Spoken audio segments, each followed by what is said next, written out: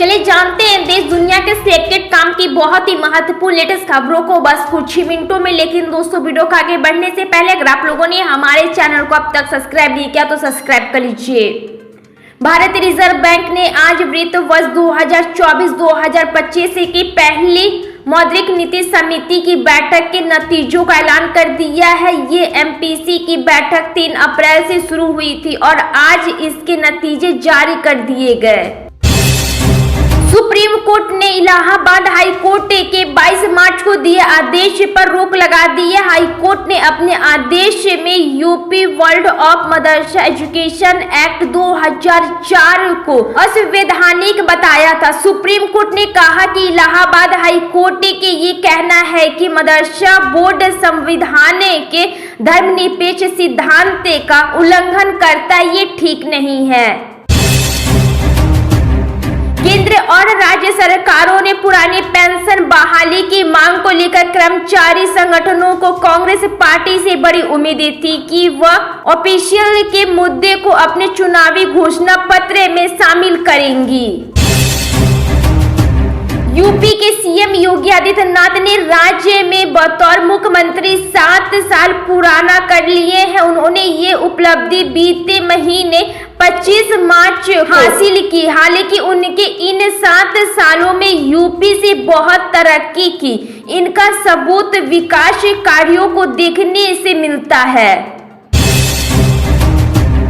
केंद्रीय बैंक के गवर्नर की अध्यक्षता में 3 अप्रैल 2024 से एमपीसी बैठक शुरू हुई थी। आज इस बैठक में लिए गए फैसले का ऐलान किया गया है।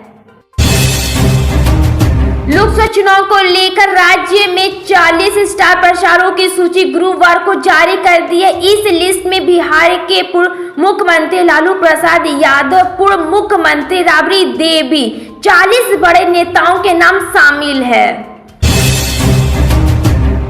आम आदमी पार्टी आप के राज्यसभा सांसद संजय सिन्हा तिहाड़ जेल से बाहर आने के बाद पहली बार प्रेस कॉन्फ्रेंस कर रहे हैं। उन्होंने बीजेपी पर बड़ा हमला करते हुए कहा कि सबसे बड़ा घोटाला बीजेपी ने किया है। लोकसभा चुनाव खत्म होते ही बांग्लादेश के प्रधानमंत्री शेख हसीना भारत के पहले हाई प्रोफाइल यात्रा पर आ सकती है।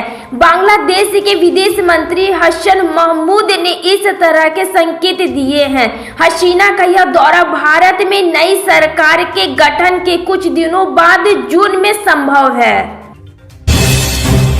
अरविंद केजरीवाल को ईडी ने दिल्ली शराब घोटाले का मुख्य आरोपी बताया है। इस मामले में ईडी का आरोप है कि आम आदमी पार्टी ने शराब नीति का इस्तेमाल साउथ इंडिया के व्यापारियों को फायदा पहुंचाने के लिए किया था, ताकि वे गोवा चुनाव 2022 में पार्टी को फंड कर सके। बिहार में लोकसभा चुनाव जैसे जैसे नजदीक आ रहा है वैसे वैसे नेताओं के बीच जुबानी जंग शुरू हो गई है। इसी क्रम में बिहार के पूर्व उप मुख्यमंत्री तेजस्वी यादव ने पीएम मोदी को परिवारवाद के मुद्दे पर घेरा। उन्होंने कहा कि जैसे ही मैंने परिवारवाद पर बीजेपी नेताओं की लिस्ट जारी किया है कि पीएम मोदी ने परिवारवाद पर बोलना भी बंद कर दिया। भाजपा की तरह दूसरे दल से भी बड़े स्टार प्रचारक मैदान में है। इसी कड़ी में राष्ट्रीय जनता दल भी स्टार प्रचारकों के नाम तय कर लिए हैं। राजद के स्टार प्रचारकों की सूची से राजद प्रमुख लालू प्रसाद के साथ ही पूर्व मुख्यमंत्री राबड़ी देवी, अब्दुल बारी सिकरी के साथ ही तेजस्वी यादव, तेज प्रताप यादव, मीसा भारती जैसे दिग्गज नेताओं के नाम हैं। साल 2024 में दुनिया भर में चटनी की रफ्तार थमने का नाम नहीं ले रही है। इस साल अब तक कई नामी कंपनियों अपने कर्मचारियों को बाहर का रास्ता दिखा चुकी है। अब उनमें टेक जगह है कि दिग्गज और दुनिया के सबसे बड़ी कंपनियों में एक ऐप का नाम भी जुड़ गया है। 2024 लोकसभा चुनाव के चलते सरकार और विपक्ष में वार पलटवार की राजनीति तेज है। सभी पार्टियां अपने उम्मीदवारों के प्रचार के लिए जोर लगा रही है।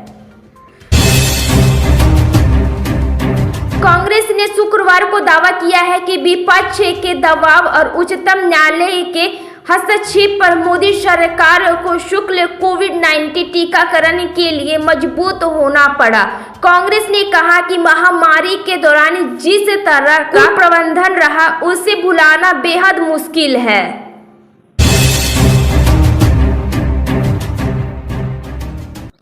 भारतीय जनता पार्टी ने बारामती लोकसभा क्षेत्र में अपने सभी कार्यकर्ताओं को सुनेत्र पवार की जीत सुनिश्चित करने के लिए सक्रिय होने के लिए कहा है। पार्टी के वरिष्ठ नेता और समर्थक भी चुनाव अभियान में शामिल हो रहे हैं। दिल्ली सरकार ने मंत्रालयों से जुड़े अफसरों के खिलाफ कोर्ट जाने का फैसला किया है। आम आदमी पार्टी ने दिल्ली सरकार का कहना है कि मंत्रालय में तैनात अफसर संबंधित मंत्रियों के निर्देश नहीं मान रहे हैं। बीजेपी सरकार हेमा मालिनी पर कांग्रेस नेता रणदीप सुरजेवाला की टिप्पणी को लेकर घमासान बढ़ता जा रहा है। बीजेपी लगातार कांग्रेस को घेर रही है।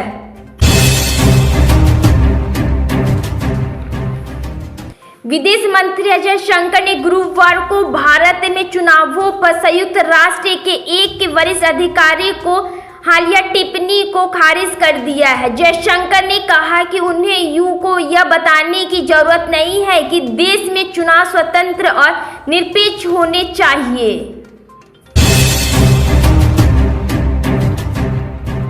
लोकसभा चुनाव का बिजुल बजने गुरुवार को पीएम मोदी बिहार के जमुई पहुंचे, जहां पर बिहार की जनता को संबोधित करते हुए पीएम मोदी ने अपने हनुमान उर्फ चिराग पासवान को लेकर कुछ ऐसी बातें कही जिसे न सिर्फ बतौर सहयोगी